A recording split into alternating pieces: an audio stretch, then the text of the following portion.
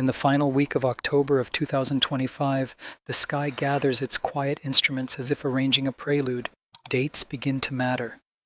On October 29, 2025, the interstellar visitor known as 3I Atlas will brush its closest distance to the Sun, a hinge in time that observatories circle on calendars with patient ink. In the days just before, from October 26 through October 28, the light is measured with the same steady care as always, and yet the act of measuring feels different, as if the curve itself is holding its breath. The object has traveled for ages without spectacle. The calendar suggests that restraint is about to be tested. Curiosity grows not from noise but from a pattern that refuses to fade. For months the line of motion has stayed calm, almost indifferent to the interior architecture of the solar system. Now in the last nights before perihelion, a sequence of small signs invites attention. A slight blue tilt in the reflected light persists across instruments. The coma remains neat, lacking the feathery clutter that dust so often paints. Radio and ultraviolet ears tune to the quiet syllables that water speaks. When sunlight splits, it register a measured rise. Each clue is modest alone. Together they form a chord that draws the community toward the date written at the center of the page. On October 29, 2025, timing becomes a character in the story. Coronagraphs that hide the Sun aboard the Solar and Heliospheric Observatory, the Solar Terrestrial Relations Observatory, and the Geostationary Sentinel, numbered 19, have rehearsed exposures for weeks so that a faint companion near the bright disk will not be lost. The Hubble Space Telescope has marked windows between scattered rays, while the James Webb Space Telescope has set aside moments to sample the warmer fingerprints of carbon-bearing molecules and the breath of water. Ground-based mirrors, even when the glare is difficult, hold their schedules so that comparisons before and after the pass will be clean. The choreography is not dramatic, it is careful, a geometry of readiness built to catch whatever the object decides to say. Names and places anchor the watch. In mountain air, an astronomer at a high observatory logs a color that will not abandon its blueward lean. In a laboratory that studies the near-sun environment, a researcher notes that the elongated glow remains free of obvious dust. These entries are written in the plain grammar of timestamps and flux, yet the context is a date that concentrates expectation. Curiosity is not shouted, it is distilled. It takes the form of questions placed gently beside the clock. Will the crust altered by long travel through the galaxy yield in a step or in a drift? Will water take command from the cooler breath of carbon dioxide? Will the path stay courteous to gravity even if chemistry grows loud? To understand why the date matters, the story rewinds for a breath. 3I Atlas arrives at the heliopause earlier in the year, crosses into the Sun's country with the quiet of a stone that remembers distance and offers early hints that its surface is seasoned. Spectra suggest diatomic carbon and amidogen companions that often foreshadow water's fuller voice. Models propose an irradiated rind many tens of feet deep, a skin that insulates and filters. All of this is background to the present hour because a shell that prefers to crack at thresholds will answer a star not with gradual murmurs but with decisions. The calendar then is not theater. It is physics given a date. Between October 27th and October 28th, the light curve bends upward by small but measurable amounts, enough to shift expectations without resolving them. In the same interval, the coma's shape lengthens along the track, yet refuses the customary fan of dust. Polarized light maps, where they can be made at safe angles from the Sun, look simple rather than busy, like a chalk line drawn with a steady hand. The wind from the star, measured by spacecraft closer in, carries gusts and rests that analysts watch, as if they were cues in a score, knowing that any crossing of the broad current sheet could redraw the plume within hours. All of this motion prepares a stage without revealing the script. What draws the mind more than any one measurement is how the date and the clues fit together. A blueward spectrum implies gas will take the lead. The neat spindle implies dust will be reluctant. The rising note of water's fragments implies that deeper ice is about to find daylight. A rind worked by the galaxy implies that when it yields, it may do so in sheets rather than crumbs. If those implications are true, then a hinge near closest approach is exactly what the system would choose. The audience for such a hinge is ready, not with headlines, but with baselines, so that change can be drawn against what came just before. Midnight rolls west around the Earth, and the shared clock approaches the marked hour. On October 29, 2025, the Sun is both subject and instrument pressing heat where it rarely allows the eye to linger. Observatories accept the constraint and rely on the space-based eyes that do not blink in daylight. The hope is not for spectacle, but for clarity, a curve that chooses a new slope cleanly, a spectrum that speaks with fewer voices, so that each can be heard, a morphology that simplifies the lesson. If the object obliges curiosity will not be jolted, it will be satisfied by precision. Even in this moment of focus, the tone remains calm. The narrative does not require urgencies. It requires a steady counting of light against time, a steady reading of color against baselines, a steady tracing of the plume's edge against the wind. The date is not a drumbeat, it is a waypoint. Yet waypoints matter. They turn wonder into method and method into understanding. As the hour crosses noon for one continent and dawn for another, the instruments listen in the same language. They are prepared to hear a threshold speak. They are prepared to hear nothing at all. Either way, the opening has done its work, it has set a clock, it has gathered attention, and it has invited the smallest change to carry the largest meaning. The first light that matters is not a flash, but a certainty drawn from patient stacks of frames where a faint smear becomes a repeatable point. Medium mirrors at mountain sites breathe in the same field night after night, and the point returns where the ephemeris says it should shy at first, then confident in the way a trace on paper deepens when a hand goes over it again. The object's color measured against standard stars leans toward the blue more than the dust-reddened shades that long trails usually carry. The difference is small yet durable, and durability is a language observers have learned to trust. In spectrographs that slit the sky into fine threads, the blue lift pairs with bands that belong to diatomic carbon and amidogen, a chemistry that announces water waking by the company it keeps, even when the water itself is mostly silent in visible light. On the radio side of the story, dishes arrange themselves into listening patterns that court the soft emissions of hydroxyl, a fragment that declares the breaking of water under sunlight. The signal is not loud, but it is honest, rising above the line by a margin that will soon become a timeline. Instruments tuned to ultraviolet wavelengths mark a baseline for that same breath, knowing that later comparisons will turn differences into rates and rates into mechanisms. All of this happens with the unhurried rhythm of a craft aware that the sun governs the pace. In the outer lanes, heat is suggestion, not command, and the traveler hears the suggestion before answering. Astrometry settles the path. Each new measurement joins the last in a weave that refuses to kink. The object holds to a plane that seems chosen for its lack of ornament.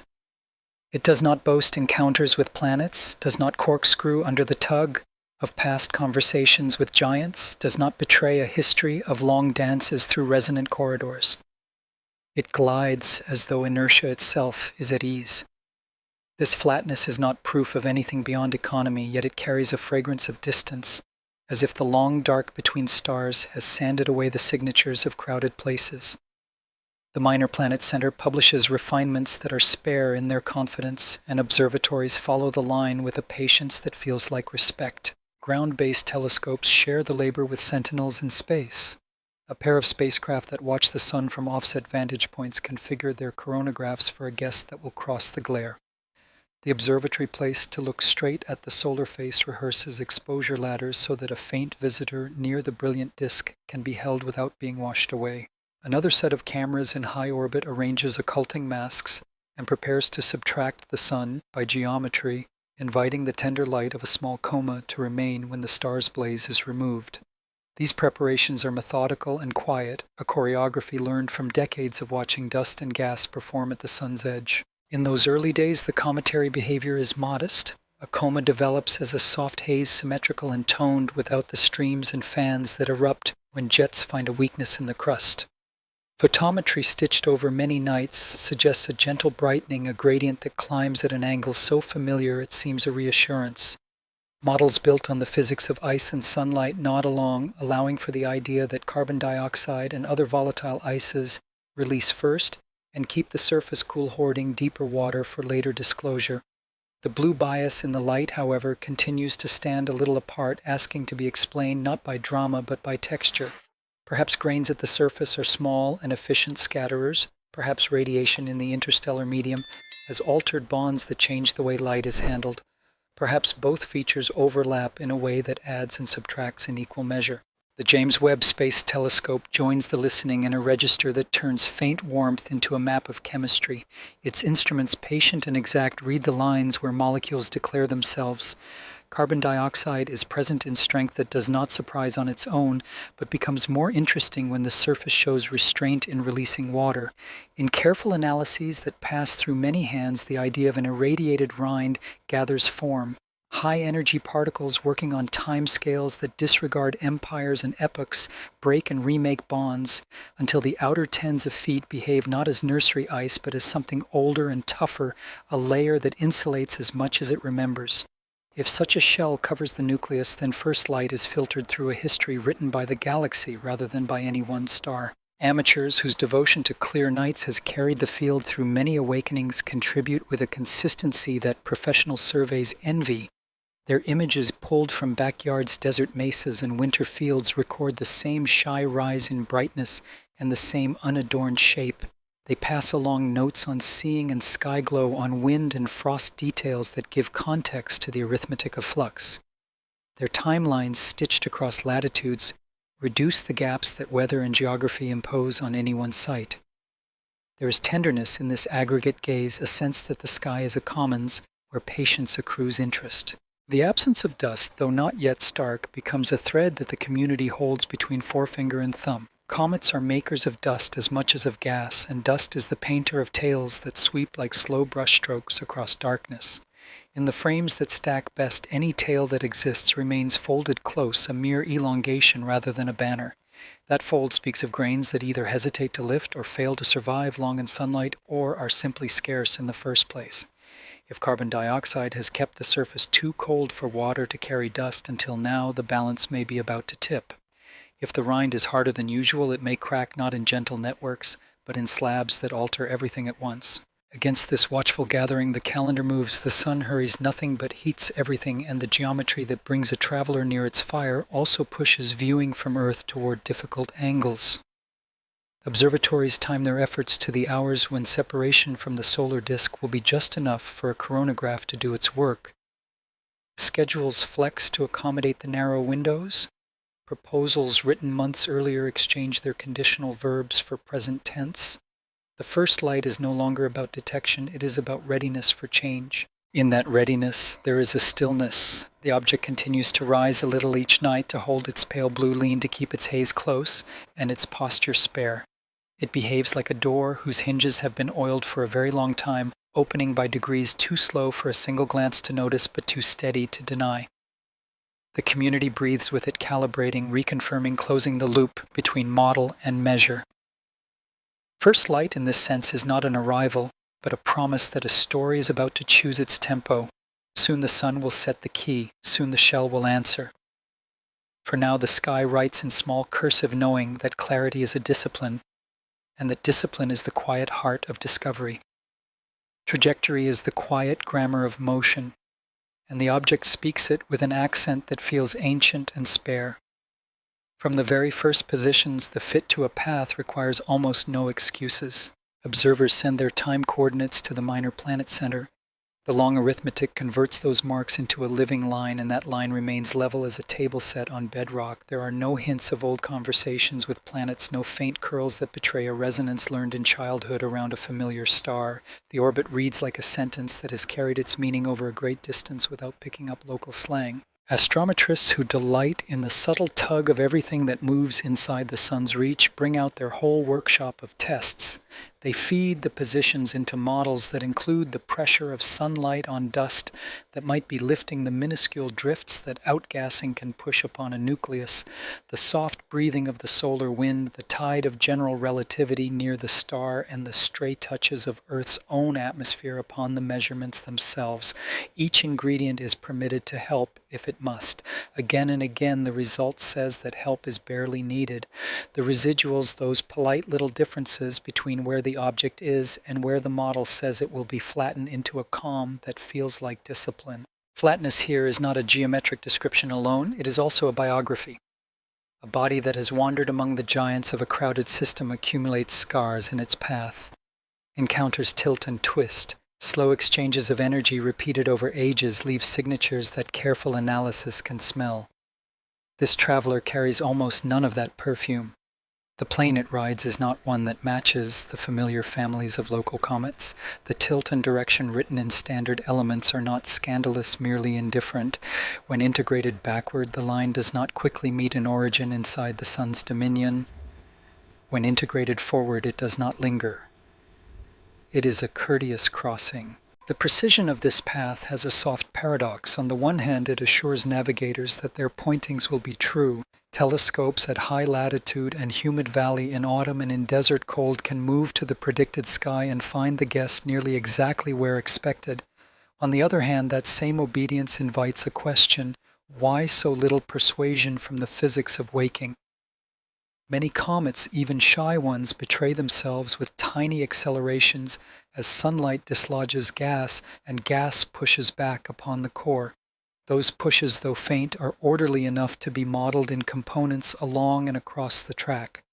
For now, within the tightening net of data, this object shrugs off any such torque or admits only a whisper of it. Within the community, a memory rises of other interstellar passers-by. One showed an acceleration that stirred long debates about what it meant to be natural. Another behaved more like a traditional comet, issuing dust and gas in ways that let equations settle. This new traveler seems to combine restraint with readiness, as if choosing to conserve its story for a later chapter. The comparison is patient and incomplete because no two journeys through sunlight are twins. Still, the human habit of placing objects on a shelf beside their kin is hard to resist. In that cataloging, the new line extends the shelf rather than filling a gap. Astrometry, for all its quietness, is a social art. Individuals measure and correct, but the confidence comes from concordance across instruments, nights, and methods. Mountain observatories, where the air is thin and still, contribute marks with vanishingly small scatter. Backyard telescopes under steady suburban skies add cadence that no single facility can sustain. Radar is too demanding for something this small and this far, yet its very absence simplifies. The ritual optical positions must carry the burden, and they carry it well. The catalog stars against which everything is measured are themselves the product of patient space missions, so the lattice upon which the orbit is hung is strong. The line benefits from that ancestry of precision. As perihelion nears the path, does something that paths always do near a great mass: it bends according to the exact curve written by gravity.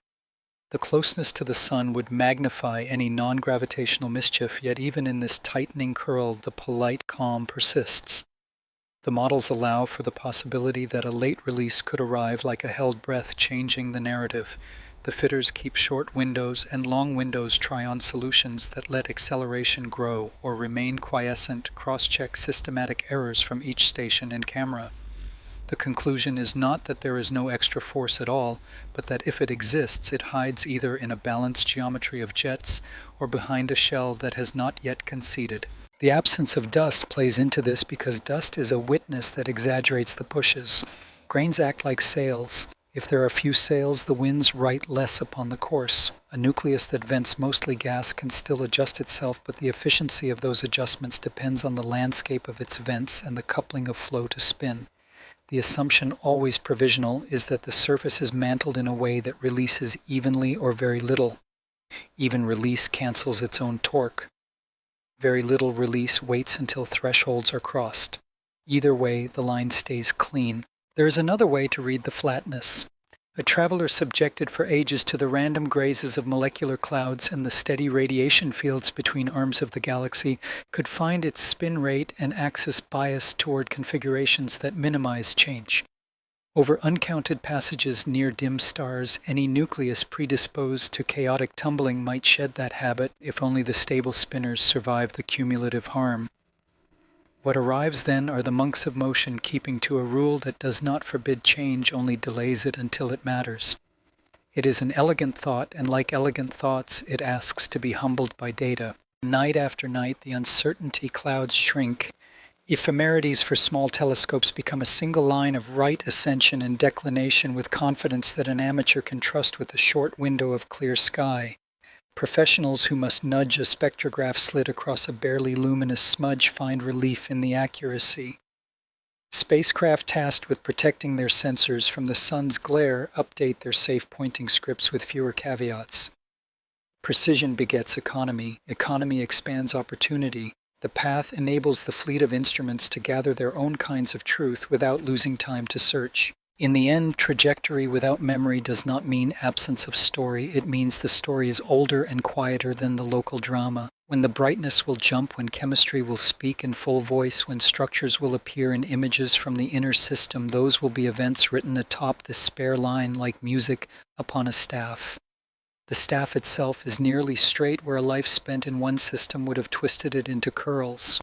The straightness is therefore an artifact of age and emptiness, and also a promise that whatever deviation appears next will be legible. The watchers accept this with gratitude. Reading a path is a way of holding a conversation across distance without raising one's voice. The object answers in the language of motion, a language it has practiced for more than an age, and for now, that answer is simple. It is going where gravity sends it, and it remembers little else. Approach is a season rather than a moment, and the season begins as sunlight becomes instruction instead of suggestion. Day by day, the traveler enters thicker weather where photons are plenty, and heat makes proposals the nucleus can no longer ignore. Astronomers mark the cadence in quiet plots, brightness rising a little faster, color leaning a little more to blue faint gas lines and spectra gaining breadth. The interval between small changes shortens. The object seems to listen, to weigh each new degree of warmth, to accept the invitation in increments that feel deliberate. On mountaintops where air is thin and dry, spectrographs open their mouths to the night and draw in threads of light that carry chemistry like a tune. The bands that belong to diatomic carbon and amidogen grow steadier voices in a choir that implies water will soon speak more plainly. Ultraviolet instruments on satellites map the background so they can subtract it later and leave only the comet's own note. In the radio arrays lean into hydroxyl, the fragment that proves sunlight is splitting water in earnest. Each instrument writes a line, and the lines begin to rhyme. The solar and heliospheric observatory practices with occulting disks that will carve a dark circle out of the sun and reveal any faint companion near the blaze. The twin craft of the Solar Terrestrial Relations Observatory, set apart to view the sun from differing angles, prepare their coronagraphs with exposure steps arranged like rungs on a ladder. The Geostationary Operational Environmental Satellite 19 readies its own views of the crown around the star testing filters and telemetry so the data will arrive without delay. These preparations are not heroic. They are careful, a choreography that assumes nature will improvise and asks only to be present when she does. Closer to Earth, the Hubble Space Telescope considers windows between bright limbs and rolls of scattered light when it might search for jets or fans that a ground-based mirror would miss. The James Webb Space Telescope quietly extends its schedule of near-infrared sampling to catch any change in carbon dioxide and the deeper breath of organics that longer wavelengths can hear. None of these eyes promise certainty. They promise context, which is often the more dependable companion. Knowing what the sky looked like just before a change makes the change legible when it arrives. As the object settles into the inner system, models adjust. The early thought that carbon dioxide has been cooling the surface gains traction, while water waits its turn beneath. A rind shaped by galactic radiation is added to the equations, a crust perhaps dozens of feet thick that conducts heat reluctantly and cracks not in soft networks but in events. Thermal engineers speak of thresholds and activation energies in the same calm tone they use for spacecraft because physics does not change its manners for comets. If the surface is a gate, warming may push it open all at once. Amateur observers extend the chronicle with devotion that folds weather into the science. Notes arrive with images: frost on the rooftop, a north wind after midnight, thin high cloud at dawn. The coma holds its symmetrical glow and elongates by a degree that whispers rather than shouts. Dust remains scarce, a restraint that keeps the profile sleek. Without abundant grains to scatter sunlight, the glow is a cleaner expression of gas. The absence is not a void, it is a clue suggesting either that grains are few or that they are being ground down or roasted away before they can gather into a tail. The Planetary Defense Coordination Office and the International Asteroid Warning Network circulate advisories that are not warnings so much as shared attention.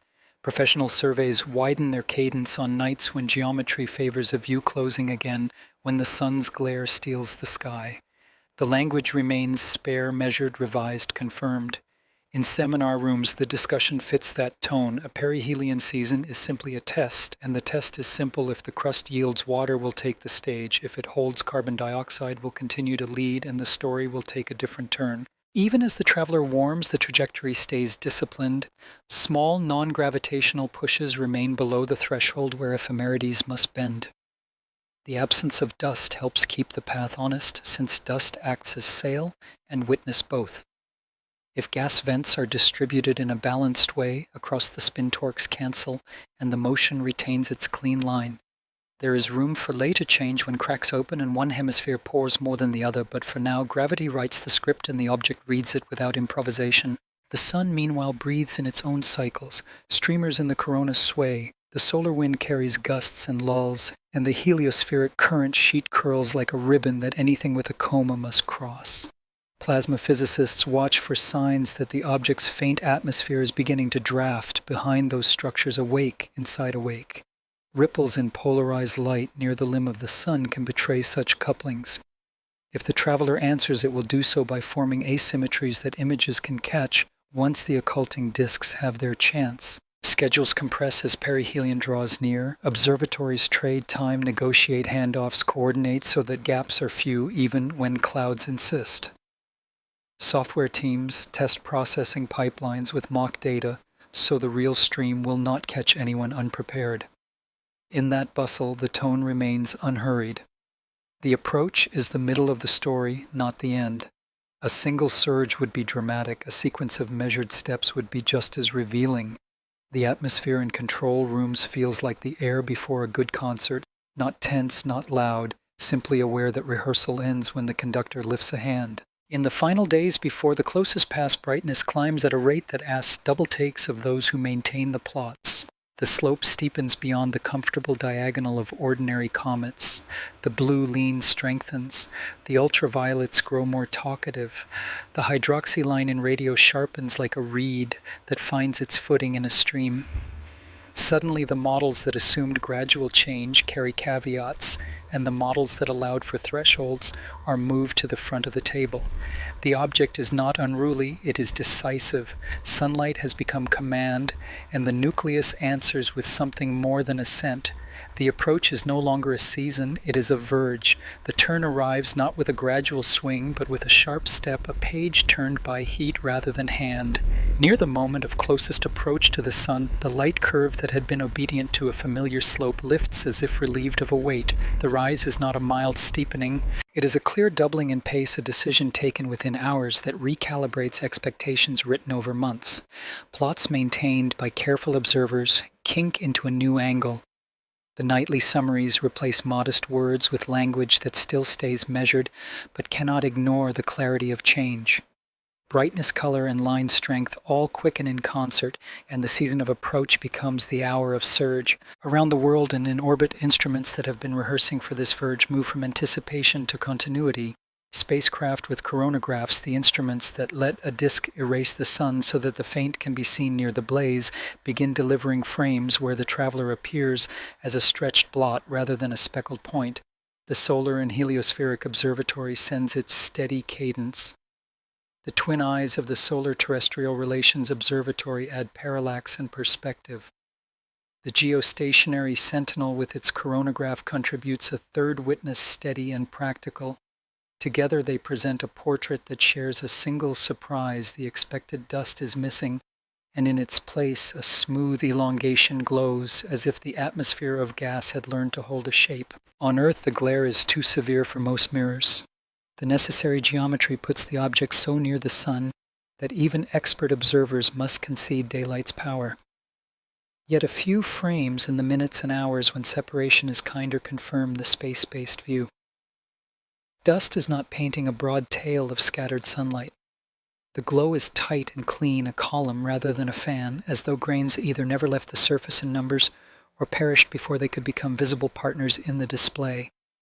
The absence of dust is not a silence, it is a different instrument taking the lead. Spectra gathered from earlier nights and from apertures with safer angles become the rosetta for this surge. The blueward lean already noted deepens. The bands of diatomic carbon and imitogen strengthen like voices that have moved closer to the microphone.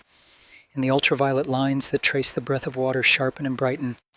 Radio arrays tuned to hydroxyl report a firming of the signal, a way of saying that sunlight is indeed cracking water, and that the fragments are singing in frequencies long used to weigh cometary exhalations. The surge therefore carries a signature, a gas-rich blaze, poor in dust, and bluer than the pale gold many comets acquire. Names attached to moments not as trophies, but as coordinates in a shared memory. Astronomers who have been keeping long watch, among them Chichang at a mountain observatory, and Carl Battams within a laboratory devoted to the near-sun environment, record the change in real time and share the restraint of those who know that astonishment must be written as measurement. Their logs place the hinge at a time that aligns closely with perihelion. The symmetry of that timing has a beauty that cautious minds note with care.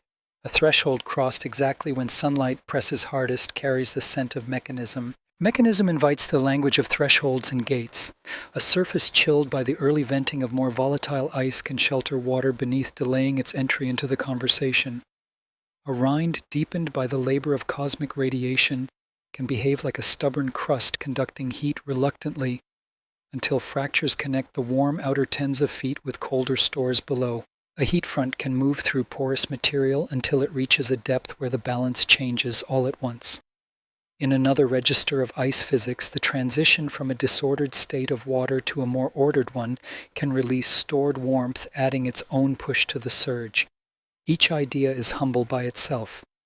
Together they describe a system that waits and then answers with decisiveness. Images from the coronagraphs show structure within the elongation's subtle gradients that are not the broad feathers of dust, but the gradients of gas density as it flows into sunlight and into the wind from the star. Plasma physicists examine the edges for ripples that betray the handshake between the coma and the solar wind, small instabilities that braid and unbraid along field lines. If dust is scarce, the gas must carry the entire conversation with the charged environment, and that conversation leaves its dialect in the brightness profiles. The profiles look clean, even elegant, the kind of order that comes from a system with few moving parts. The absence of a dust tail during the surge does more than set a mood, it shapes dynamics. Dust, when it rises, both records and amplifies the tiny pushes that gas exerts on a nucleus. Without dust sails, torques may remain modest, even as outflow strengthens, allowing the trajectory to keep its discipline through the passage. This restraint matches the ephemerides which continue to guide all eyes without apology. Flat path steep light, the pairing feels paradoxical only until the physics of balanced jets and gas-rich release is given the floor. In the rooms where data is reduced, the atmosphere is still. Software that was tested with synthetic streams now drinks the real river. Pipelines that subtract the sun's scattered light without mercy return frames where the elongated glow keeps its composure across hours. Photometry teams revise their fits to allow two regimes in the light curve, a before and an after, and find that the numbers agree with the eyes. Spectroscopists compare ratios of bands that serve as thermometers and barometers within the coma and see that the conditions have shifted into a hotter, denser phase without summoning dust as a partner. Speculation remains gentle. Perhaps the protective cooling from carbon dioxide has run its course, exposing water in broad fields rather than in thin seams. Perhaps the irradiated crust, altered by uncounted years in the galaxy's reign, reached a stress that resolved in an organized fracture, turning many small valves into a few clean vents. Perhaps the nucleus itself is lean in refractory grains, a child of a nursery where rock was scarce and ice abundant.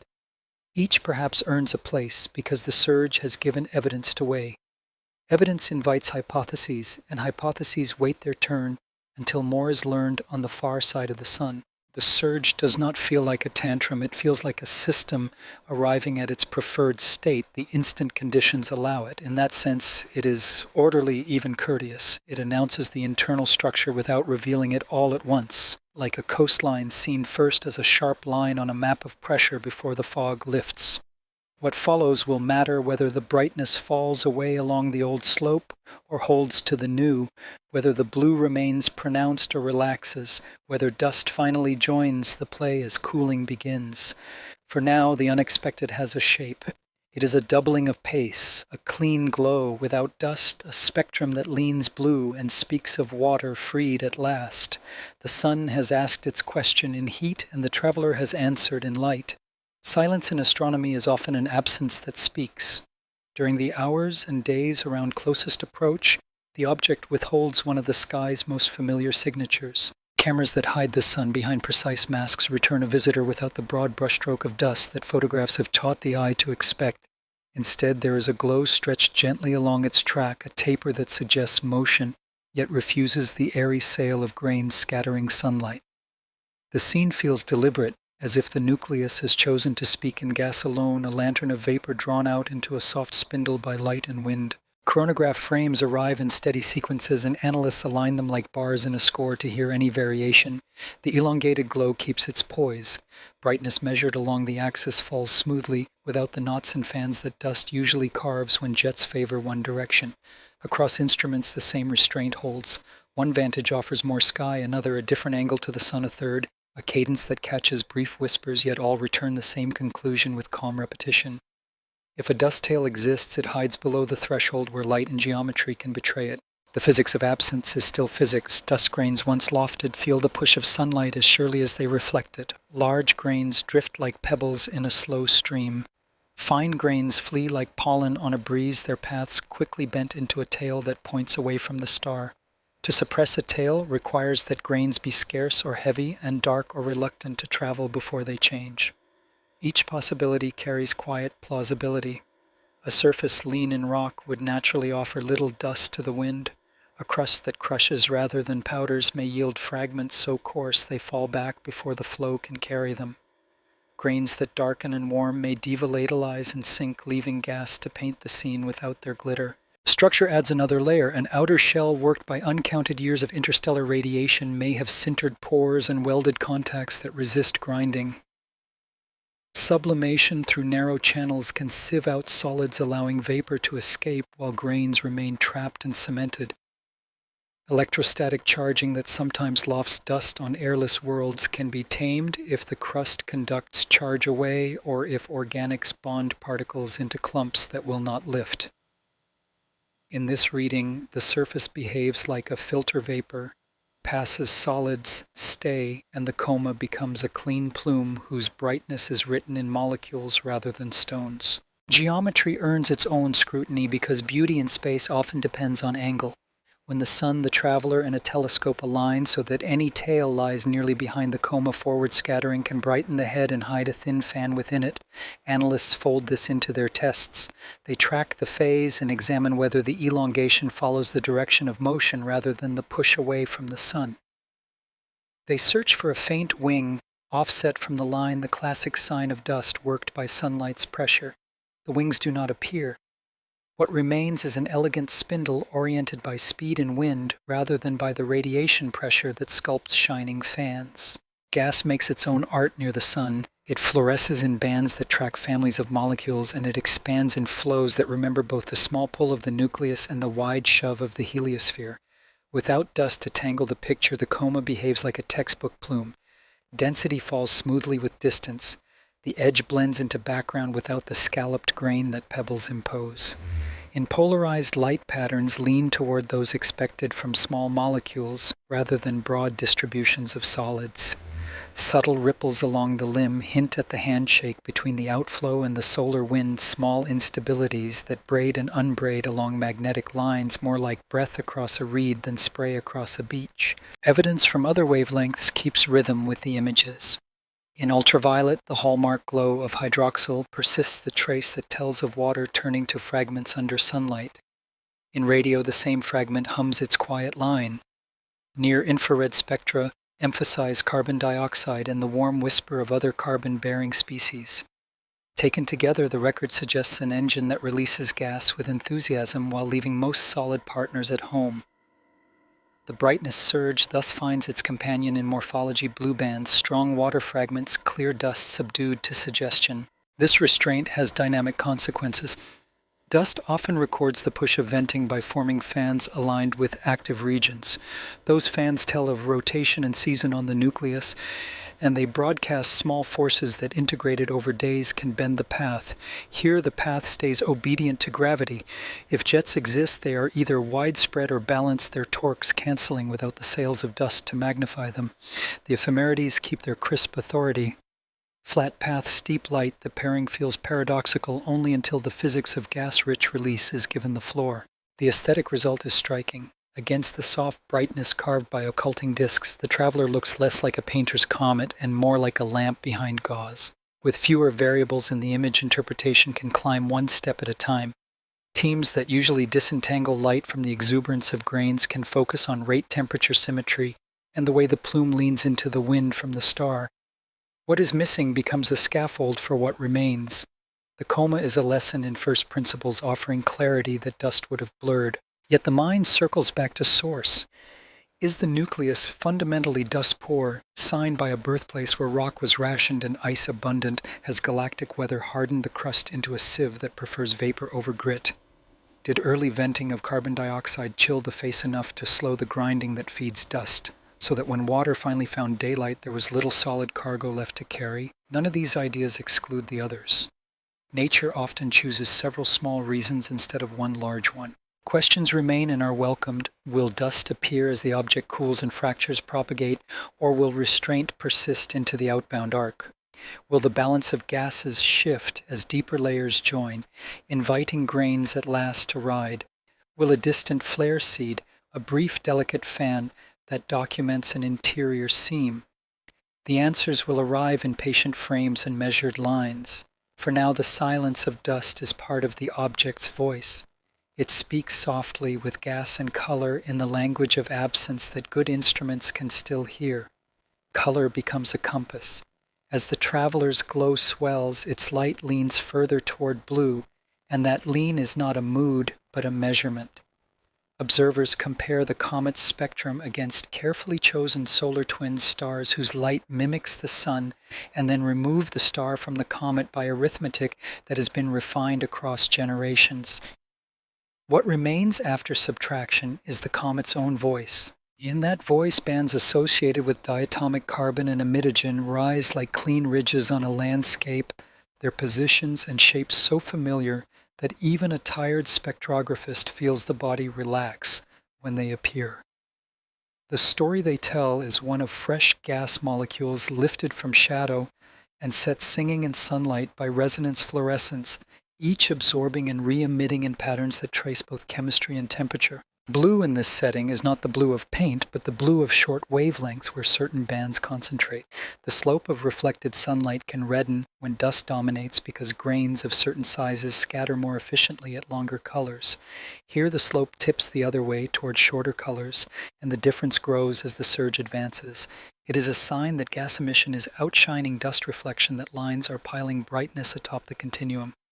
In the telescope, the coma looks clean and elongated. In the spectrograph, the coma sounds like a choir of small molecules. The harmony between image and spectrum makes interpretation steadier. Gas leads, dust follows, if at all. The ultraviolet joins with evidence of water's breath. There, beyond the violet seen by human eyes, hydroxyl glows in a set of features that have served for decades as a proxy for water production. Sunlight splits water. Fragments tumble into new arrangements. Hydroxyl forms and sings. The strength of that singing increases in step with the optical bands of diatomic carbon and imidazine.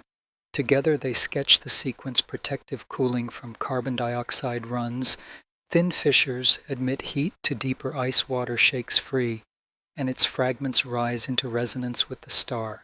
Rates derived from these lines turn the surge from poetry into arithmetic, and the arithmetic insists upon a change of state rather than a gentle drift. In near-infrared, where warmth becomes legible, instruments aboard a patient space telescope read the fingerprints of carbon dioxide and other carbon-bearing species. The carbon dioxide remains strong, a pillar in the spectrum that fits the idea of early venting that kept the surface cool. Yet the new prominence of water's proxies shows that the partitioning of volatiles is evolving. The outer shell, worked by galactic radiation into a crust perhaps many tens of feet thick, has yielded pathways. Heat no longer stops at the rind. It walks inward far enough to recruit reservoirs that had been quiet. The result is a different chemical mix in the coma and the color records that change in a single human glance as a richer blue. Spectral lines carry more than identification. They carry the memory of conditions. The widths and relative heights of bands respond to temperature density and the rate at which molecules collide and relax. Analysts fit models that treat the coma as a flowing atmosphere expanding from the nucleus and then feeling the solar wind's pull. The fits return temperatures that are modest near the source and cooler outward, a gradient consistent with rapid expansion without dust to share the heat. The density falls along a smooth law that simple textbooks would approve, again, reflecting the absence of grain swarms that usually complicate the field. In polarized light, the coma's signal aligns with expectations for small molecules rather than for mixed grain populations. Across methods, the same story repeats with polite persistence. Color calibration, the craft behind such assurance, is its own quiet labor. Observers account for atmospheric absorption in ground-based spectra, for scattered moonlight, when the moon intrudes, for instrument response that can tilt a slope if left uncorrected. Space-based eyes apply their own rituals, removing detector patterns and thermal whispers. Standard stars anchor the nightly work so that any tilt toward blue belongs to the sky rather than to the machine. The accumulation of independent calibrations from mountain and desert and orbit raises confidence that the blue is not a trick, it is the object's chosen register. The chemistry behind those bands reaches back to simple beginnings. Sunlight hits ice and turns it into vapor. Photons split water into hydrogen and oxygen. Reactions among fragments and carbon-bearing species create diatomic carbon and amidogen, each with pathways well mapped in laboratories and in the long literature of comets. The irradiated crust complicates those pathways by delivering molecules that have been altered by eons of radiation, but the bandheads still land where physics says they should. The surprise is not in the identities, but in the ratios and the timing. The diatomic carbon grows promptly, the amidogen follows, the hydroxyl brightens in sympathy, and the color tips more blue, just as the light curve breaks into its new steeper climb. Sequence and structure match. From this chorus, speculation stays gentle but gains detail. A surface low in loose dust would explain why gas can dominate both color and shape. A shell that fractures in coherent patches rather than in crumble would explain broad, even release that feeds smooth spectral profiles. A nucleus born in a nursery richer in volatiles than rock would explain a composition summarized by strong carbon dioxide and quick water once the gate opens. None of these lines exclude the others. Their overlap paints an object whose outer layers have been cooked into a sieve, whose interior remains cold and well-stocked, and whose awakening is swift, because the route inward has finally connected. The consequence for dynamics is subtle but important. Gas emission without abundant dust leaves fewer sails to catch sunlight, fewer pebbles to testify to directed outflows, and fewer torques to tilt the spin or bend the path. The trajectory stays almost untouched by the very surge that is transforming the spectrum. Inside that restraint, small variations might still exist, but the ephemerides do not need them to land their predictions. Spectroscopy and astrometry therefore split the labor. One reveals change, the other upholds continuity. Together they make the object easier to pursue, one discipline telling where it will be, the other telling who it is becoming. As the days pass beyond closest approach, the blue stays faithful for a time, as if the plume enjoys its gas-led clarity. Whether it will ease back toward the warmer tones that dusk confers depends on what the cooling nucleus decides to release. If deeper layers bring grains to sunlight, color will redden, and bands will sit upon a broader, brighter continuum. If the shell continues to sieve solids and let vapor pass, the spectrum will remain a lesson in molecular light. Either path is a story about structure. Color, then, is not an ornament in this narrative. It is an instrument tuned by distance and temperature, playing the traveler's internal architecture in wavelengths the eye and mind can both hear. Rate becomes the new astonishment. What had been a gentle exhale turns almost at once into a steady torrent that instruments can weigh. Radio arrays arranged like ears straining for a distant whisper find that the whisper has become a rush. The hydroxyl line that serves as the faithful proxy for water brightens and steadies, and from its strength teams derive the pace at which the nucleus releases its stored cold. The arithmetic is established and unromantic sunlight breaks water fragments glow at known wavelengths, and from that glow flows a count of molecules per second. The count climbs to values that feel more like a river than a vapor. The plume, still shy of dust, now carries water at a rate that exceeds earlier weeks by a vast factor, tens upon tens more than charts had suggested for this stage of the passage. To make such a number, honest observers must walk the long way around their assumptions. They account for how the gas expands and thins, how the radio beam samples the inner cloud, how the glow is quenched or enhanced as molecules collide or relax. They compare measurements across dishes separated by continents, then fold in ultraviolet readings that catch the same fragments from another angle. Agreement builds with the patient geometry of a bridge. The result, supported from several sides, is that the comet vents at a pace that compresses time.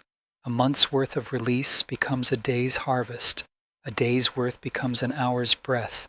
The metaphor that comes to mind is a fire hose, not because the object is angry, but because the flow has left gentleness behind in favor of clean force. The physics behind such a turn does not require novelty, only a gate that opens fully.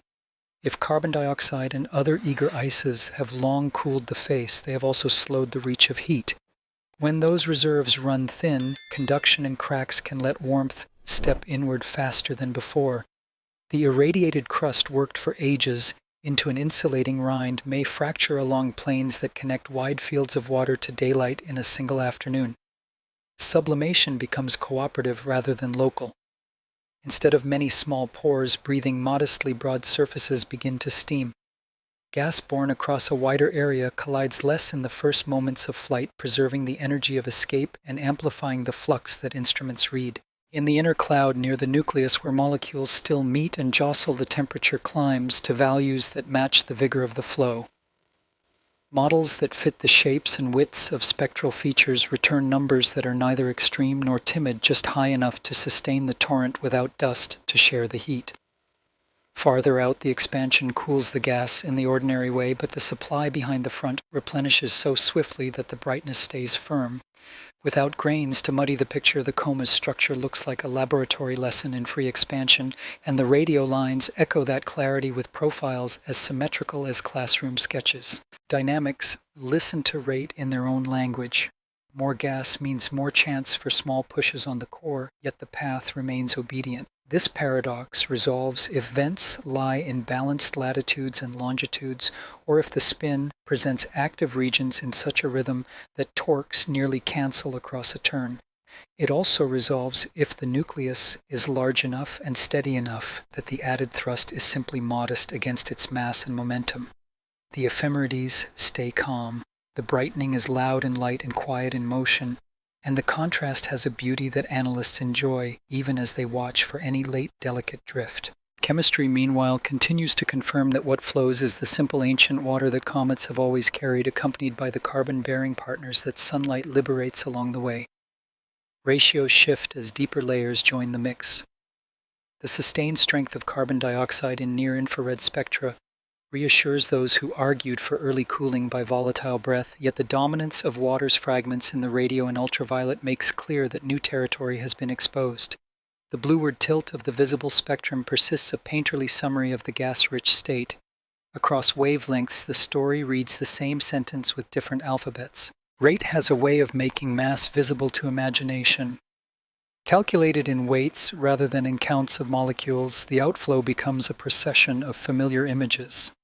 A hillside of ice each day is pared away and blown into space as mist. A pond emptied in an hour. A small river carried off the face of a stone that spins in slow sunlight. These are only metaphors, but they serve a purpose. They turn arithmetic into scale the mind can hold, and scale into an intuition about what the interior must be like to sustain such giving without collapse. If the shell acts as armor and sieve together, the core must be strong enough to keep shape while surrendering water across a broad skin. That surrender brings the absence of dust back into focus. If grains are scarce, then water carries little solid cargo, and the coma remains clean even at these rates. If grains exist but are large or bonded, they may resist lofting even as vapor erupts around them, refusing to sail and therefore refusing to paint the sky. If radiation has altered the chemistry of surfaces so that organics bind particles into clumps, those clumps may stay home and the gas goes on alone. Without dust sails, the snowball does not steer itself. The plume's force is spent on leaving, not on leaning, and the traveler keeps its straightness while outpouring like a spring under pressure. Rate also invites questions about endurance. Is this torrent a sprint that will quickly exhaust the newly exposed reservoirs, or has the nucleus entered a new regime that it can maintain across the outbound leg? The answer will be written in the slope of the light curve after the sun's heat begins to soften with distance. A rapid fall would argue for a thin mantle over a modest store. A slower decline would suggest deep veins or wide fields of ice now tied to the surface by cracks that will not heal. Spectra will arbitrate by watching ratios change as the vapor's mix evolves. Radio and ultraviolet will tell whether water keeps the lead or yields again to carbon dioxide as cooling resumes. For now, the measurements are their own quiet drama. Instruments that spent long hours listening for a whisper now handle a clear, continuous song. Pipelines built to coax signal from noise work with leisure instead of strain.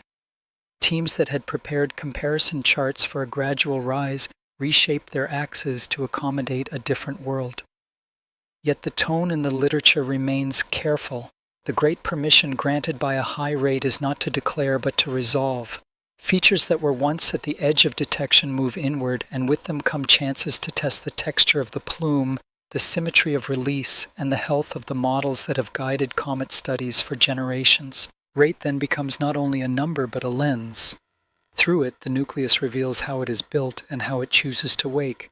Through it, the sky tells how gas behaves when relieved of dust. Through it, dynamics show how a traveler can shout in chemistry while whispering in motion. The torrent is not a spectacle for its own sake.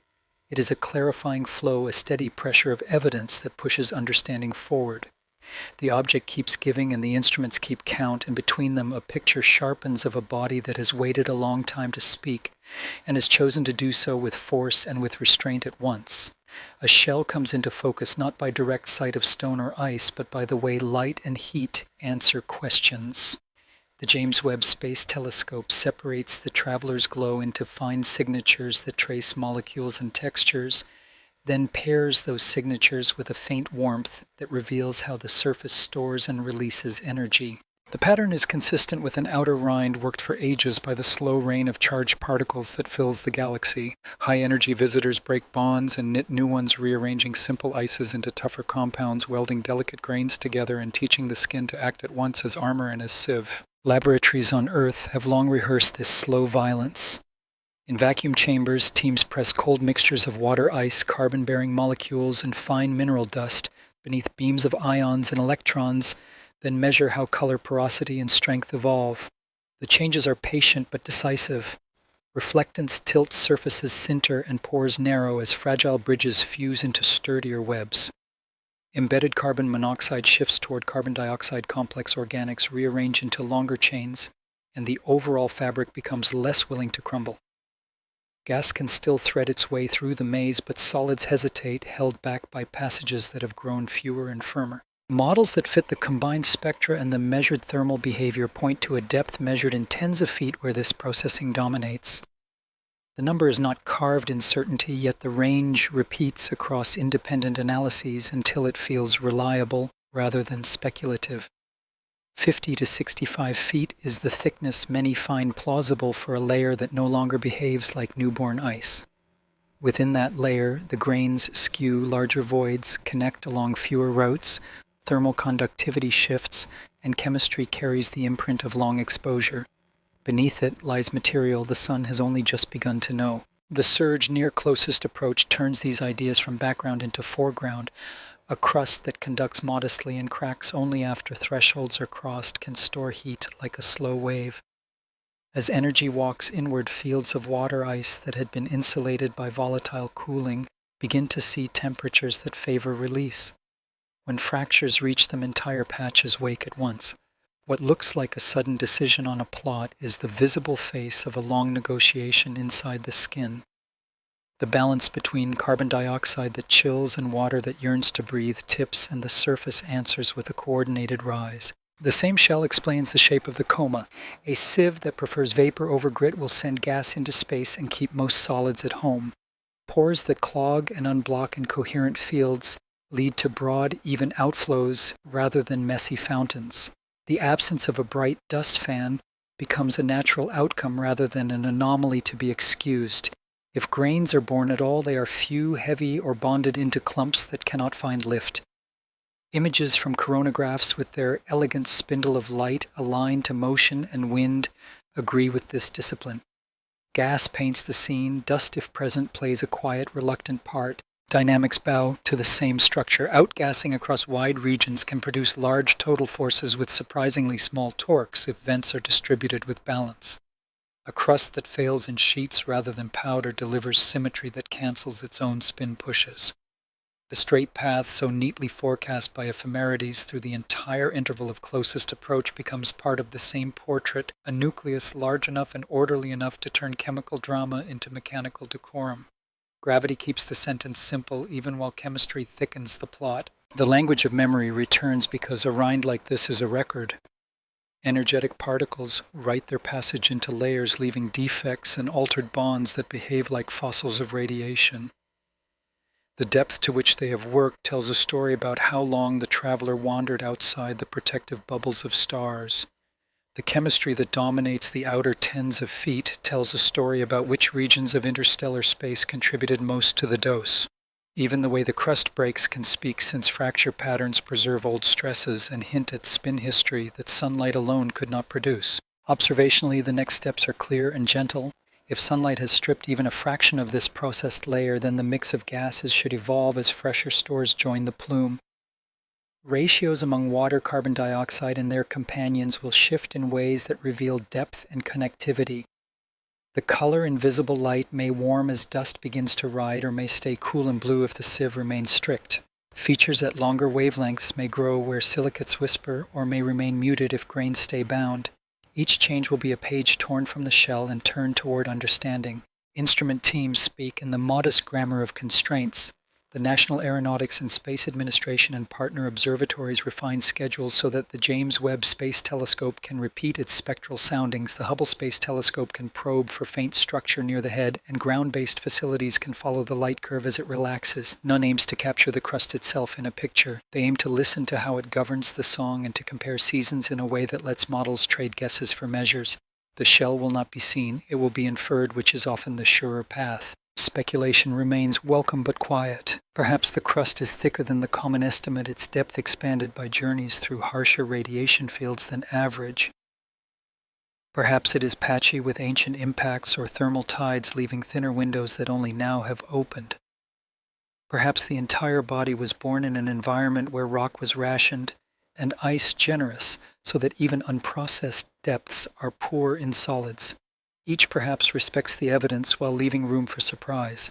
The shell is not a verdict, it is a context that steadies the hand while new data arrive. As the object recedes, the shell continues to do its work. It slows cooling in some places and quickens it in others. It channels gas along paths that make smooth plumes, and it decides how much of the inner story will be told before distance dims the stage.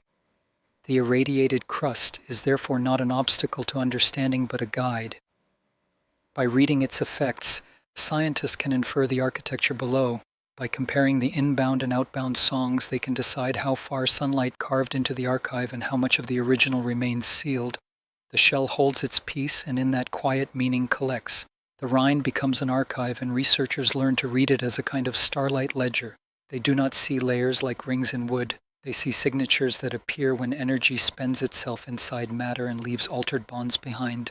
In models that couple the object's present course with a map of the galaxy's fields, a long migration is reconstructed not as a single line, but as a braid of probabilities through seasons of radiation. The traveler circles the galactic center many times in the span suggested by its age, sweeping above and below the plane, passing through calm interarm tracts, and the busier lanes of spiral arms where starbirth and shock fronts are common. Each environment writes a different hand upon ice. Cosmic rays carry most of the script. In interarm space, the flux is steady and sparse as soft rain that nevertheless accumulates on the scale of ages. In spiral arms where supernova remnants and young associations lift the background, the rain turns more insistent. High-energy particles burrow split bonds, rejoin them, and drive simple ices toward tougher chemistries. A billion years spent under such weather can explain a skin tens of feet deep that behaves like a sieve and a shield. The James Webb Space Telescope does not weigh ages directly, but the way the outer material conducts heat and the molecules it releases fit a story of long exposure written across many circuits of the galaxy. Between stars there is little shelter. Only when a body wanders through the wind-blown bubble of a star's heliosphere does the rain thin for a time. The traveler likely crossed hundreds of such bubbles, some wide, some small, each a transient reprieve. In the models, these crossings do not erase the script, they add punctuation. A quieter interval is followed by renewed weathering when the object returns to the general medium.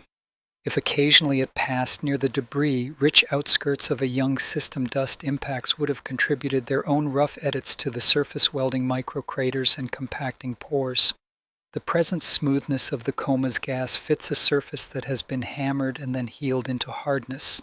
Galactic magnetism guides this tale. Charged particles follow tangled paths that stiffen and relax with the fields carried by the galaxy's gas. When the traveler rides north of the plane and then returns, it moves through gradients of field strength and direction that focus and scatter the rain. Modelers borrow maps from radio astronomy where polarized light traces field lines across clouds and cavities, and they let the rain fall through these maps upon an idealized nucleus. The depth of alteration that results is sensitive to time, energy, and composition. When this calculated depth resembles the tens of feet inferred from thermal behavior, confidence grows that the rind has been seasoned not just by one storm, but by climate. Even the way the crust fractures may store memory. Stresses build as the nucleus spins and as microheating and cooling play across days that last for hours or for many times that. Over ages, gentle torques from outgassing and rare encounters with the outer atmospheres of sparse gas clouds can retune the spin. Fracture networks then carry the imprint of old axes and periods. When sunlight finally reaches inward and tips a threshold, those old planes open unsealing seams laid down in other neighborhoods. What appears to observers as an organized surge may include the voice of long-forgotten tides and turns. In laboratories, teams coax analog samples through their own lifetimes of weather in compressed hours. Water ice mixed with carbon-bearing molecules is chilled and salted with ion beams, then warmed and measured again. The outcomes are familiar now. In their sequence, reflectance tilts toward blue at the surface. Pores narrow. Cohesion rises. Carbon monoxide turns to carbon dioxide. Longer organics form. Sublimation routes become fewer and more coherent. When researchers fold these changes into thermal models and ask how a nucleus would respond to a star's rise in heat, the answer is the pattern now seen: restraint, then decisiveness, then a plume governed more by gas than by dust. The shell does not contradict the surge, it enables it. The broad journey is reconstructed with humility.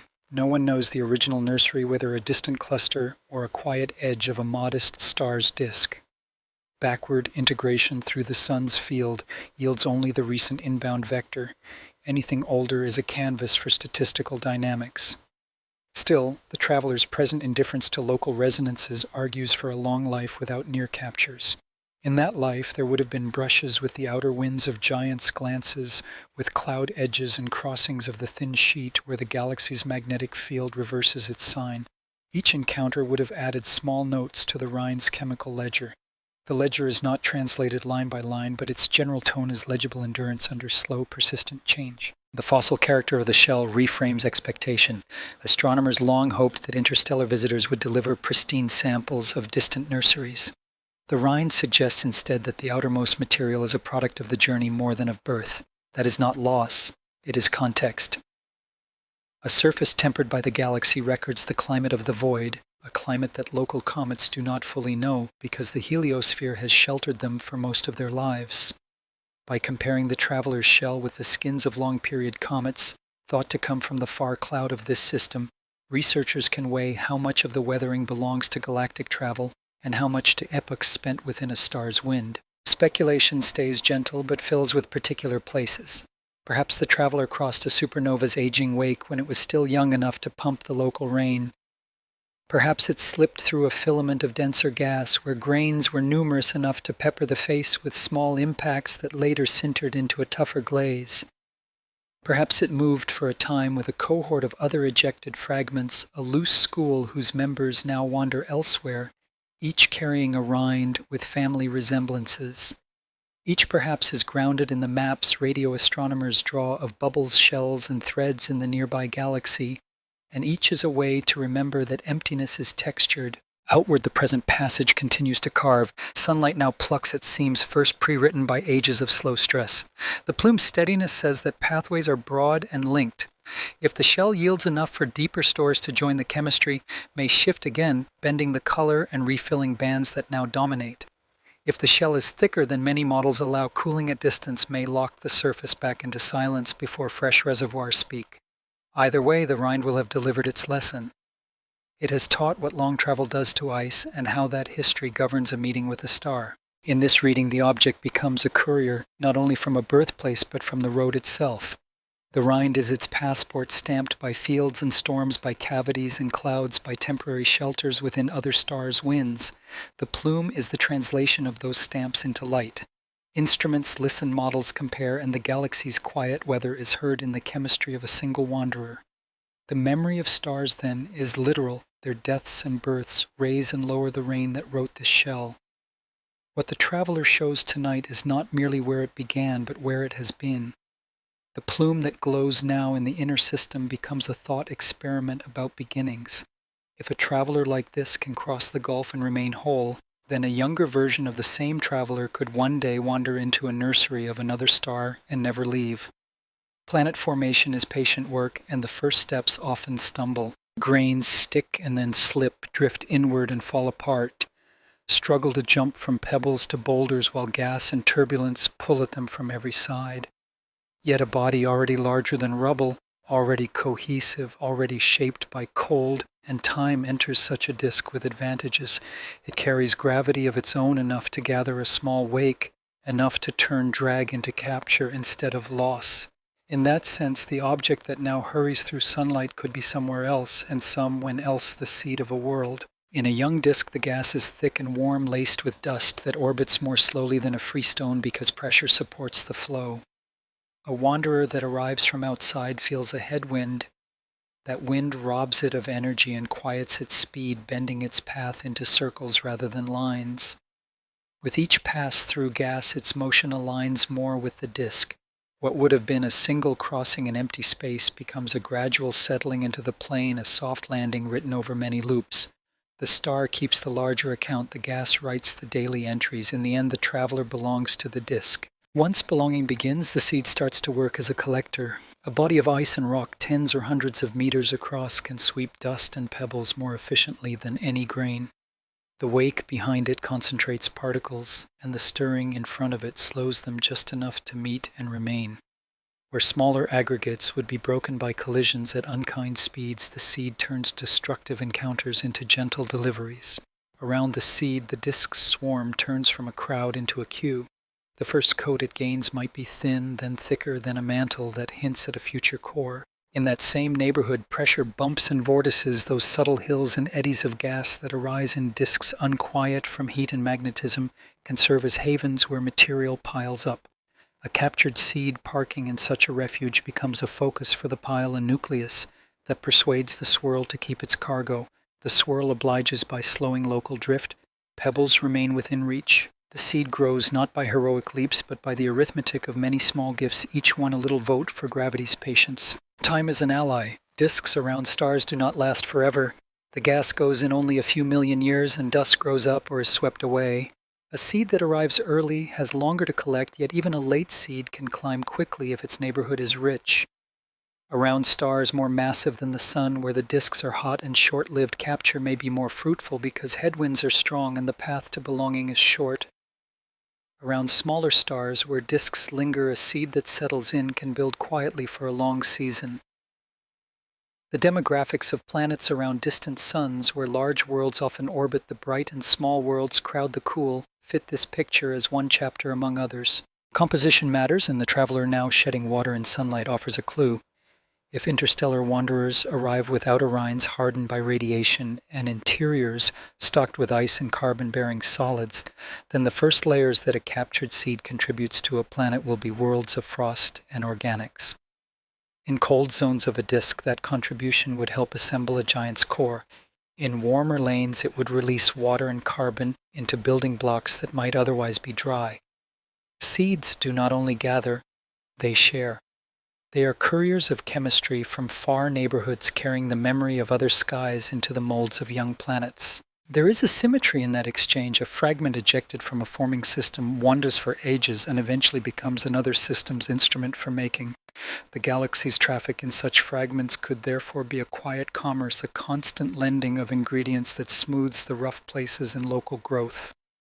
The meter-sized barrier, that difficulty that simple collisions face when trying to go from stones to boulders, can be bypassed if boulders arrive already made. A small number of such immigrants captured and employed can tip the balance for many locals.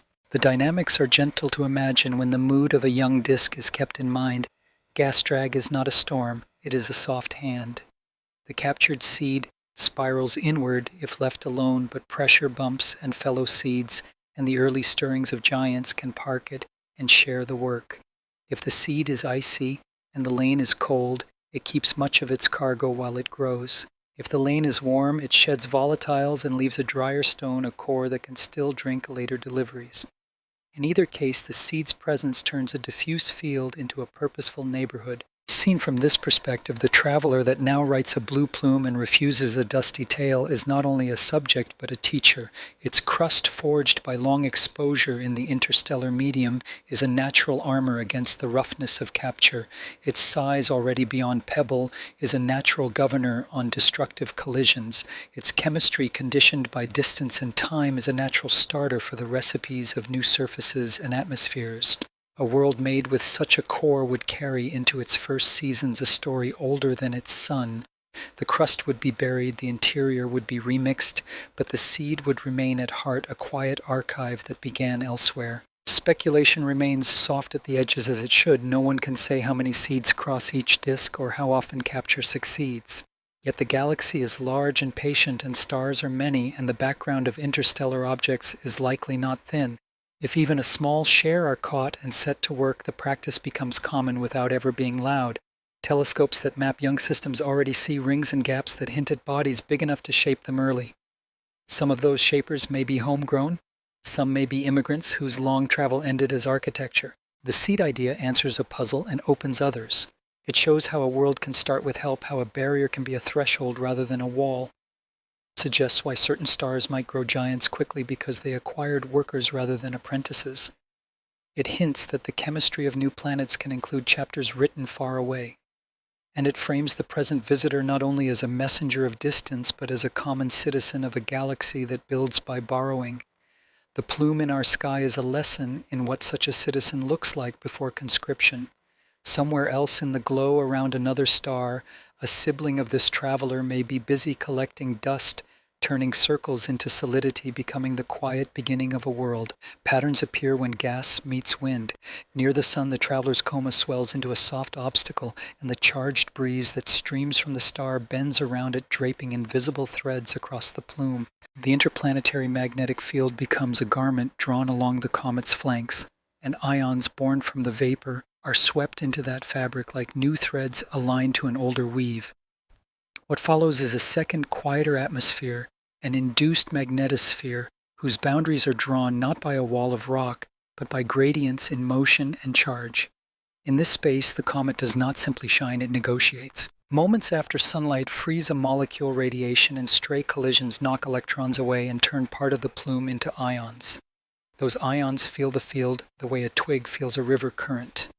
They spiral and drift and are carried downwind, forming a faint tail of charged matter that does not need dust to announce direction.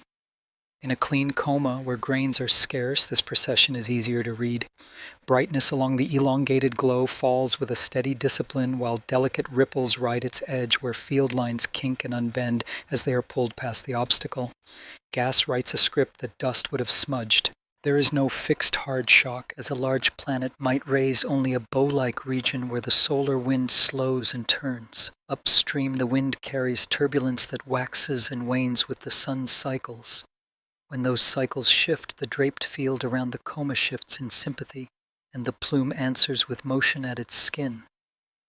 In polarized light, where free electrons scatter sunshine into ordered patterns, the changes appear as faint asymmetries on one side and then the other.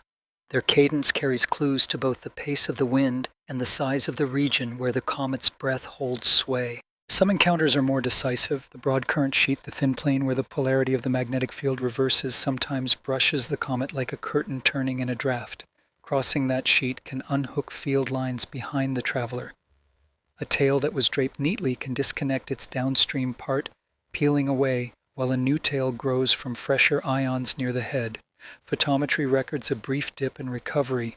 Sequences of coronagraph frames show the elongation thinning a gap opening and a fresh thread brightening from the core. The sky rewrites its sentence in full view. Closer to the sun, small oscillations ride the field like musicians keeping time. Waves that depend on the mass of the picked-up ions can grow where the plume is dense, and their footprints appear as periodic brightenings along a preferred direction. The period stretches with distance from the head as density falls and collisions grow rare.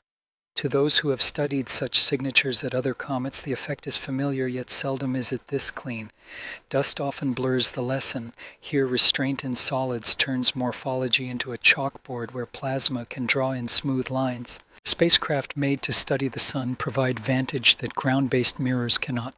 The Solar and Heliospheric Observatory, the pair of Solar-Terrestrial Relations Observatory craft, and the coronagraph aboard the geostationary Sentinel numbered 19 keep watch against a steady background and at cadences that catch quick change. A camera that reads the glow of hydrogen in the ultraviolet reveals where water's fragments fill space most richly. At times, if geometry and safety permit, a probe that samples the solar wind nearer than Earth feels the same gust that crosses the comet a little later, allowing analysts to match a change in the wind with a change in the plume. Cause and response step into the same frame. The nucleus plays its part by how it exhales. A broad patch that vents evenly feeds a gentle symmetric sheath. A seam that pulses as spin brings day and night across a crack feeds a plume whose edge breathes in and out with a period. Analysts search for such periods by folding brightness over many turns, looking for a rhythm that persists, even when the wind's gusts complicate the music. If a clean period emerges, it reveals not only spin, but also the latitude and extent of active fields on the surface.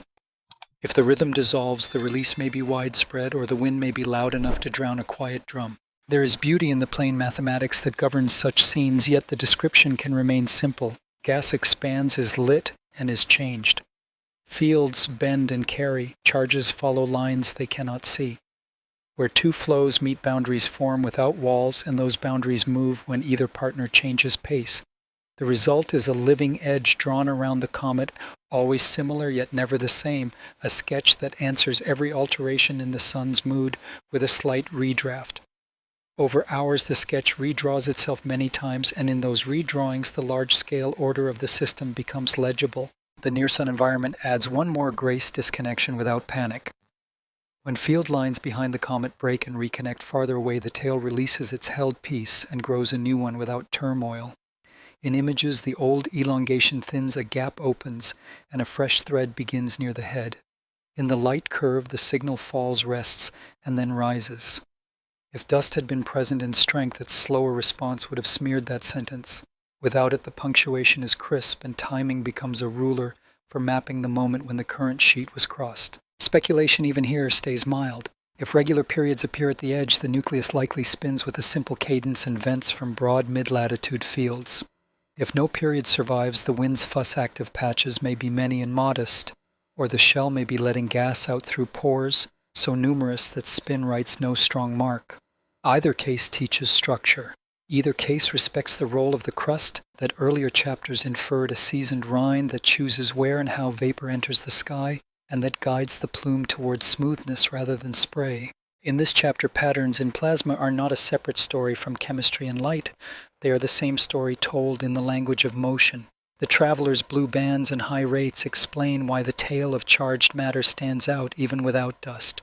The straight trajectory explains why torques that often complicate interpretation stay small. The steady gaze of coronagraphs explains how a faint living edge can be seen at all. Woven together, these threads produce a picture simple to hold a clean plume under a changing wind, a traveler that shines in order while the sun's vast breath tugs and tunes the shape of that order hour by hour. The question does not arrive as an announcement. It arrives as a careful conditional shaped by years of discipline. If a traveler behaves as though a switch were waiting to be thrown, could the switch be design and not geology? The object does not demand this thought, but it permits it. The surge at closest approach feels like a threshold crossed with precision. The restraint of dust feels like a choice made with economy. The path stays clean, while chemistry grows loud. None of this proves intention. All of it invites the map of tests that science keeps for moments when natural and crafted might wear similar clothes. A crafted thing would not need to resemble a ship of story. It could prefer the language of matter that space already teaches. A shield forged by the slow rain of the galaxy is the same shield the traveler now carries. A rind, tens of feet deep, that conducts heat reluctantly is the same rind that a designer wishing to survive ages might welcome. A body that waits for a specific warmth before answering could be a sensor set to a threshold rather than an accident of cracks. If intention were present, it would hide in physics, not flaunt itself beyond it.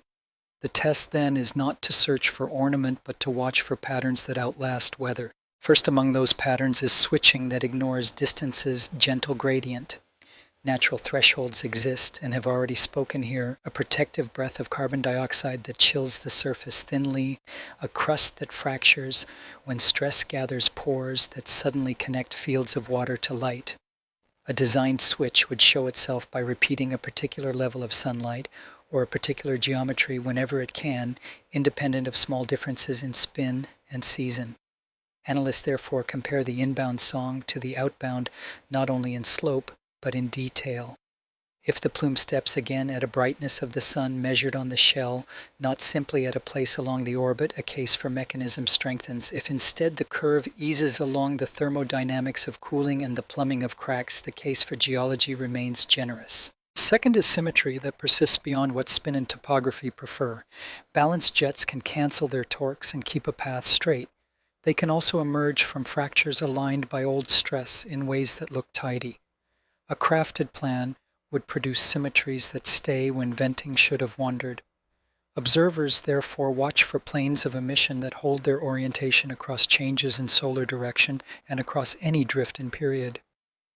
Polarization maps of the coma sensitive to the directionality of light scattered by molecules can record such planes if they exist. If the maps show a patient alignment that ignores the easy tug of geometry, the thought of design asks to be weighed. If the maps wander with spin and season, the thought of geology remains in front. Third is acceleration that refuses to confess a cause in the glow. Non-gravitational pushes usually declare themselves with fans of dust and with gas that favors one face more than another. The traveler has kept its dust private and its gas smooth, and the path has obeyed gravity. Should the path bend later while spectra and images stay content to explain, no torque attention will quicken. In that case, ephemerides already clean will become instruments in their own right, testing whether the sum of small forces still fits what the coma can plausibly supply. If the fit holds, the object remains a study in disciplined ice. If the fit fails, other explanations must be explored before intention is even named. Fourth is signal that belongs to clocks rather than to chemistry. The radio and ultraviolet notes written by hydroxyl and cousins are songs the sun makes when it breaks water. A design would prefer modulation that a plasma cannot easily imitate, and that repeats at periods not tethered to spin or to gusts in the wind. Listening for such modulation is not new. Sky surveys have practiced it for decades. What is new is the chance to listen in the line of sight to a specific nearby body whose behavior is already under 1,000 eyes. If quiet carries no clock, the negative is still a fine answer. If a clock appears, it must be hunted with the skepticism owed to any instrument that can imagine patterns in noise. Fifth is matter that resists the places and ways it should be made. Spectra already report carbon dioxide, water, diatomic carbon emitogen, and the hush of organics that longer wavelengths can hear. These are ordinary among comets and consistent with the story of a rind altered by the galaxy and a core kept in cold reserve. A design would prefer purity in certain layers or alloys that speak of constraint rather than of condensation. The instruments that could isolate such signatures at this distance are few. The patience to accept that absence of detection is not proof of absence must therefore be kept. For each of these measures, geology keeps its set of mimics. Thresholds are the religion of ice. Symmetries grow naturally from fracture fields and from spin axes that migration has groomed toward quiet. Acceleration hides within the margin of error when gas flows are balanced and dust sails are few. Clocks are written by day and night on a rotating world, even when the hand at the switch is only the sun. Chemistry preserves ancestry, but ancestry is diverse and the galaxy is creative without help. The discipline is to let geology spend itself first. Within that discipline sits the thought that a crafted thing might borrow geology on purpose. A long voyage through the interstellar medium would punish any artifice that refused the protection of a rind. A small body could sleep for ages if its insulation were fine wake when warmth rose beyond a narrow line, and use that wakefulness for a task that leaves little trace. The task could be as plain as sampling a wind, tasting a spectrum, or measuring a star's breath before sleep resumes. Nothing in the present record requires this. Nothing forbids it. The value of writing the option on a page is not to chase wonder, but to keep the field of view wide. The present evidence leans gently toward nature's patient complexity. A surge at closest approach that matches thresholds of crust can own a plume led by gas with dust, reluctant, a path unbent because jets are balanced or sails are absent. Plasma patterns that track the sun's current sheet and its gusts' colors, that follow the arithmetic of bands long known.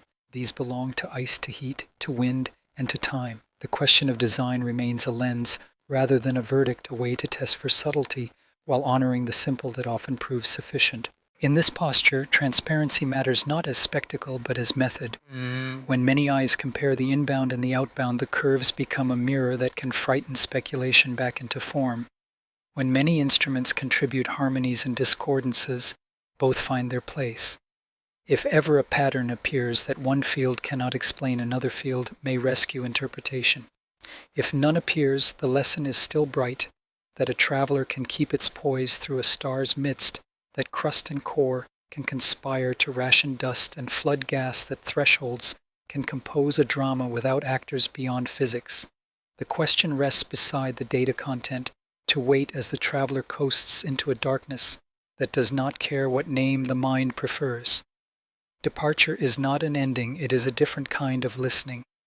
After the nearest pass, the traveler turns its face to cooling and its tail to distance, and instruments that sang in anticipation begin to hum in remembrance. The light curve so recently bent into a sharp ascent now chooses a slope that will define the rest of the story.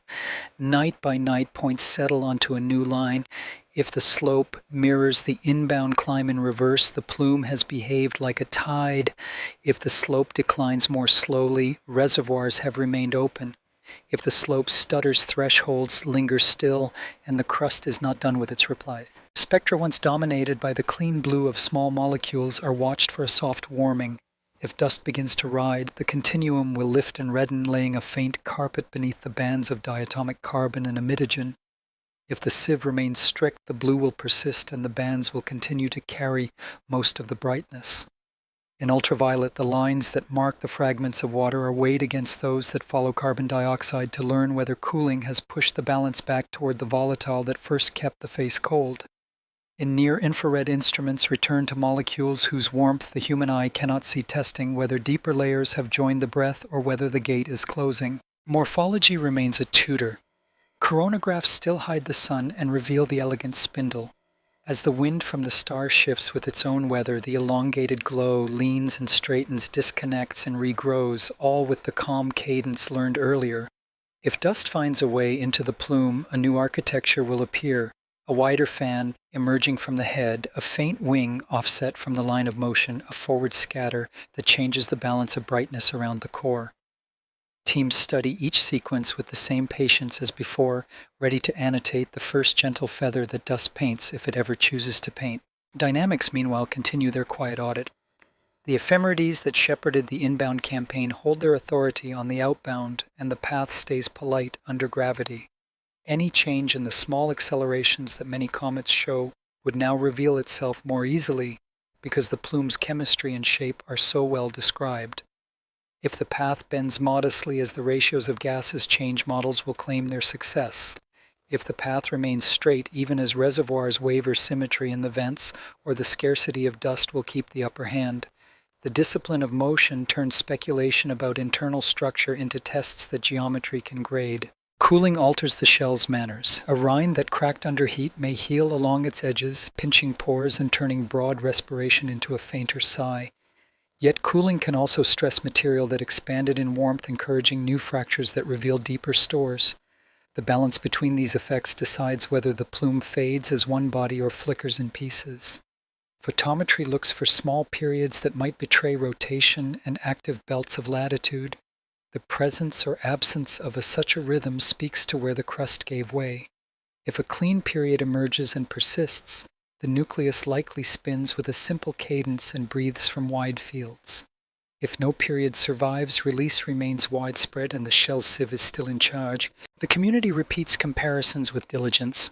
Inbound spectra are placed beside outbound spectra, inbound light beside outbound light, inbound edges of the coma beside outbound edges. The question that began as a whisper grows clearer: is the surge at closest approach a single transformation or the first of several steps separated by temperature thresholds inside the shell?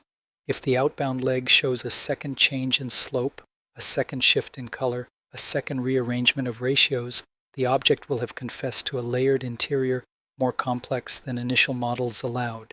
If instead the decline is smooth and monotone, the shell's first answer was also its last, and the interior remains a calm storehouse that will not reveal more before distance takes the stage. Instruments on and around Earth adjust their strategies for the geometry.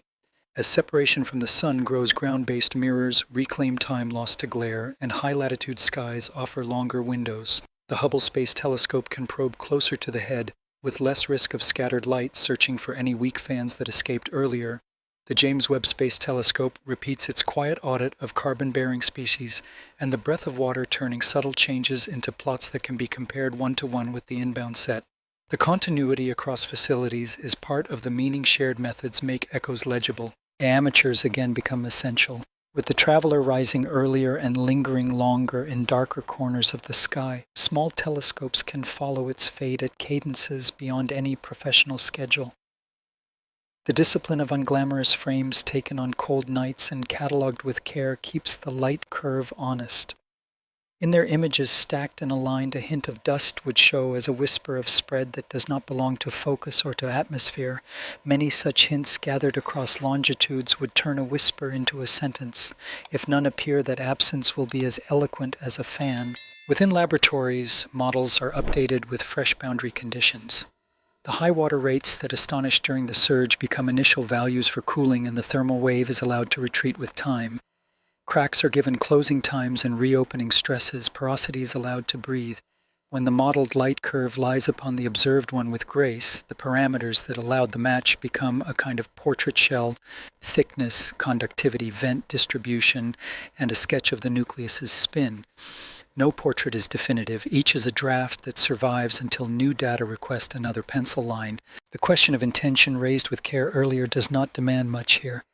Outbound behavior that follows thermodynamics is content to be natural. Yet the comparison between inbound and outbound remains a useful lens, a perfectly repeating threshold, a symmetry that refuses to drift, or an acceleration not answered by the glow would stand out more starkly now than before. The sky offers none of these lightly. The most likely outcome will be a pattern of decline that honors heat and shape. The least likely would be a surprise that rearranges the line on which the field has so calmly written. As distance increases, the voice of the comet grows quiet in all wavelengths. The blue that served as a compass softens. The ultraviolet lines grow shy. The radio note of hydroxyl loses its firmness. Each retreat is expected and bears its own beauty because in decline, the system again behaves like a lesson in first principles. Expansion without new supply thins the coma. The wind has less fabric to tug. Disconnections in the tail grow subtle and then rare. Instruments that strained in glare now strain in darkness, and patience becomes the only instrument that does not lose sensitivity. Departure, then, is a long diminuendo. It tests the discipline of observers as surely as the surge tested their readiness. If the decline is smooth, an elegant curve will live in the literature as a standard for clean gas-rich behavior in an interstellar traveler. If the decline has kinks and echoes, those features will become lines upon which future visitors will be compared. Either way, the outbound leg completes the figure that the inbound began, and the shape that emerges is not an ending but a map. It shows how a body altered by the galaxy answers a star on approach and on retreat, and in that showing it turns distance into understanding. The listening continues as brightness declines, an art as deliberate as the vigilance that greeted first light. The traveler drifts outward on the same courteous line, and the sky steadies into a quieter register where patience does most of the work. Observatories compare nights as if comparing pages pressed from a single leaf. The cadence that once quickened now relaxes. The blue that once lifted now softens only a little, as though reluctant to abandon the clarity it revealed. The plume thins without losing manners. If dust chooses to join, it does so with restraint. If dust declines, the gas keeps faith with the economy it has shown since the hour of surge. Archives assemble themselves from the living current. Spectra that told of diatomic carbon and imidrogen and the fragments of water are filed beside their outbound twins. Frames that showed an elegant spindle near the sun now show the same spindle drawn with fainter chalk against a darker field. Radio notes that once stood firm now settle into a murmur that still carries measure. The minor planet centers' positions gathered from mountain and backyard remain a bracelet of points that guide every eye without fuss. The Planetary Defense Coordination Office and the International Asteroid Warning Network turn advisories into closing summaries, spare and grateful in tone. The rhythm of coordination turns into the rhythm of record, meaning grows by contrast. Inbound, the traveler kept dust at home and gave gas to space. The color leaned toward blue and then leaned more. Water's breath climbed from modest to river. The surface answered thresholds as if thresholds were its creed. Outbound, the plume behaves as a tide taught by physics rather than by whim. If a second kink appears in the light curve, it arrives where models permit a new seam to open or an old one to close. If no kink arrives, the shell speaks once and then quiets a rind that chooses to be sieve and armor together even in retreat. Either path strengthens the portrait of a body seasoned by the galaxy and awakened by a star. The plasma listens and replies with the same courtesy.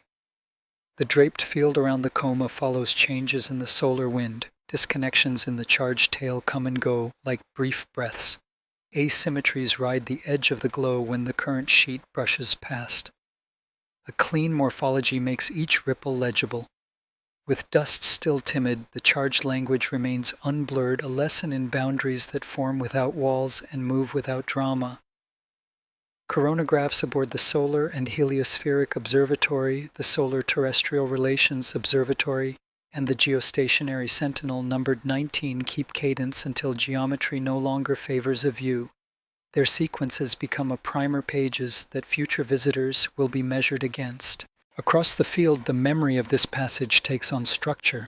The James Webb Space Telescope's inference of an irradiated crust settles into the center of the interpretation, a layer tens of feet deep that explains delay, surge, and sieve in one patient sentence. The Hubble Space Telescope's search for subtle structure near the head stitches fine detail into that sentence. Ground-based mirrors add the long lines that only long nights can write. Amateurs hold the curve steady when schedules and weather would otherwise fray it. Students learn the grammar of calibration that turns color into chemistry and chemistry into rate. In every place where attention is a craft, the craft becomes its own quiet reward. The temptation to name a verdict remains at arm's length. Natural thresholds have proven sufficient to explain decisiveness near the sun. Symmetry and release has proven sufficient to explain a straight path. Scarcity or reluctance of dust has proven sufficient to explain a clean spindle. The galaxy's slow weather has proven sufficient to explain a rind that both insulates and remembers. The conditional that asked whether design might hide in physics is kept, but kept as lens rather than as claim. The tests that would distinguish intention from geology remain simple and firm: a clock that refuses to belong to spin or wind, an acceleration that disobeys the glow, a symmetry that never drifts, a composition that resists the places and ways it should be made. The sky offers none of these in strong form, and the discipline that declines to overread is one of the gifts of this watch. Implications ripple outward with modesty. Interstellar objects may often carry crusts written by the galaxy rather than by their birthplaces, and those crusts may choose gas over dust when stars request a performance. Seeds of worlds may cross young disks as coherent stones, rather than as clouds turning drag into capture and capture into architecture. Planetary systems then might borrow beginnings from afar more often than earlier models allowed. The traveler in this season plays the part of teacher by example, a courier of water and carbon, a survivor of slow storms, a patient servant of thresholds. Fading continues. Instruments that once narrowed exposures to protect detectors from glare now lengthen them to protect signal from silence. The comet's voice becomes a tone that sits just above night's own noise, then a whisper that requires stacking and subtraction and trust in methods paid for with earlier brightness. The trust holds. The last points on the curve fall where they should. The last spectra still carry the right bands, only more shy. The last images show a spindle that thins until geometry ends the lesson, and the object leaves the reach of eyes and the comfort of regular reports. What remains is not emptiness, but a shape and understanding. A body altered by long travel entered the sun's country, held its poise, crossed a threshold with precision, and taught chemistry without dust while obeying gravity without complaint. It carried the memory of stars in its rind and the memory of cold in its core. It negotiated gently with wind and light. It left behind a record large enough for many minds and small enough to be held without noise. The listening sky is now ready for the next visitor, not with slogans, but with tools and patience and the quiet confidence that comes from having heard one clear voice from the dark and having let that voice be itself.